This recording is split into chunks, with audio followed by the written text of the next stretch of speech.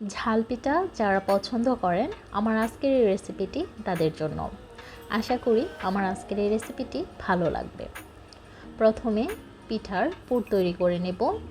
পুরের জন্য এখানে 2 কাপ ডাল ভিজিয়ে নিয়েছি। অপর পাশে চুলায় একটা প্যানে রান্নার তেল দিয়ে দিলাম।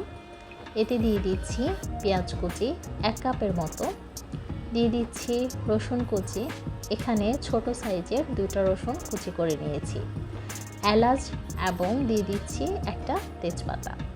ভালো করে ভেজে নিব। অ্যাড করব আদা এবং রসুন বাটা 1 চামচ। আদা এবং রসুন বাটা পেঁয়াজের সাথে ভালো করে ভেজে নিচ্ছি। ভিজিয়ে রাখা ডালগুলো ধুয়ে দিয়ে দিলাম পেঁয়াজ এবং রসুনের সাথে। দিয়ে দিচ্ছি হলুদ গুঁড়া 1/2 চামচ, ধনিয়া গুঁড়া দিয়ে দিলাম 1/2 চামচ। যেহেতু এটা ঝাল পিঠা তাই মরিচের গুঁড়া ব্যবহার করছি 1/2 চামচ। স্বাদ মতো লবণ দিয়ে ভালো করে নেড়ে চেড়ে নিচ্ছি।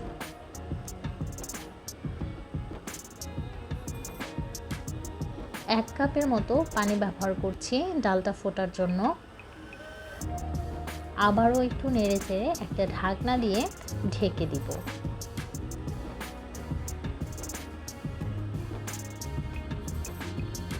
ঢাকনা উঠিয়ে আবারও ডালটাকে একটু নেড়ে চেড়ে নিচ্ছি। ততক্ষণ পর্যন্ত এটাকে রান্না করব যতক্ষণ না পর্যন্ত ডালটা একটু ফুটে আসে। এর মধ্যে একটু শুকনো মরিচ টেলে দিয়ে দিলাম, দিয়ে দিচ্ছি সামান্য জিরা গুঁড়া। আবারও একটু নেড়ে চেড়ে নিচ্ছি।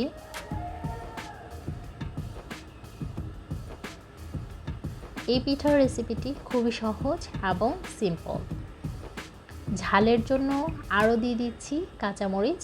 কাঁচামরিচ আপনারা পছন্দ অনুযায়ী ব্যবহার করবেন। কাঁচামরিচটাকে কুচি কুচি করে কেটে নিয়েছি। ডালটা অলরেডি ফুটে গেছে, পানিটা শুকিয়ে আসলেই পুর রেডি। পিঠার জন্য আমাদের পুর তৈরি করা হয়ে গেল। অপর পাশে চুলায় আরেকটা প্যানে পরিমাণ মতো পানি নিয়েছি এবং এতে হলুদ গুঁড়া, মরিচ গুঁড়া, ধনিয়া গুঁড়া, আদা এবং রসুন বাটা খুবই সামান্য করে দিয়েছি। ভালো করে পানির সাথে নেড়ে চেড়ে মিক্সড করে নিচ্ছি। এই পিঠা তৈরির ক্ষেত্রে চালের গুঁড়া কিংবা ময়দা দুটোই ব্যবহার করা যায়।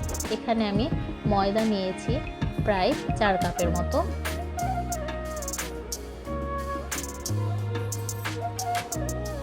রুটি তৈরির ক্ষেত্রে যে ডোটা তৈরি করা হয় সেম ডো এই পিঠা তৈরির ক্ষেত্রেও করা হবে। খুব পারফেক্টভাবে একটা স্মুথ ডো তৈরি করে নেব।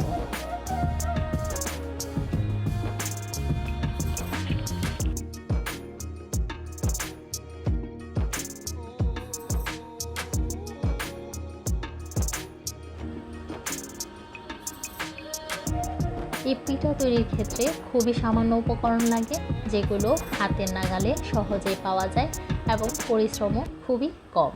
আর বিশেষ করে যারা ঝাল পিঠা পছন্দ করেন তারা কিন্তু অবশ্যই এই রেসিপিটি পছন্দ করবেন। একটা পিঠা তৈরি করে দেখাচ্ছি। ছোট ছোট লেচি করে নিয়েছিলাম। এখন খুব পাতলা গোল করে ছোট একটা রুটি করে নেব।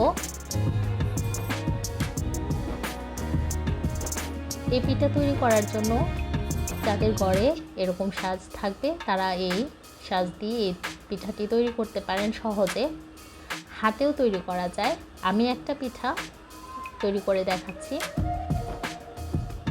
ডালের পুরটা ভিতরে দিয়ে 2 পাশ থেকে চেপে সাইডের অংশ ফেলে দিব।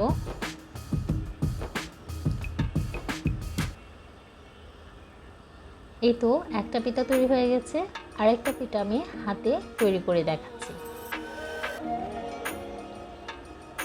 আবারও খুব পাতলা ছোট একটা রুটি করে নিচ্ছি। ভিতরে পুর দিয়ে দিলাম ডালের। 2 পাশ থেকে চেপে দিয়েছি। সাইডের বাড়তি অংশটা একটু কেটে ফেলে দিব। হাতে ডিজাইন করে করছি। সবগুলো পিঠা তৈরি হয়ে গেল। এবার ভাজার পালা। ভাজার জন্য চুলায় একটা কড়াইয়ে তেল দিয়ে দিলাম। মিডিয়াম আঁচ রেখে সবগুলো পিঠা ভেজে নেব।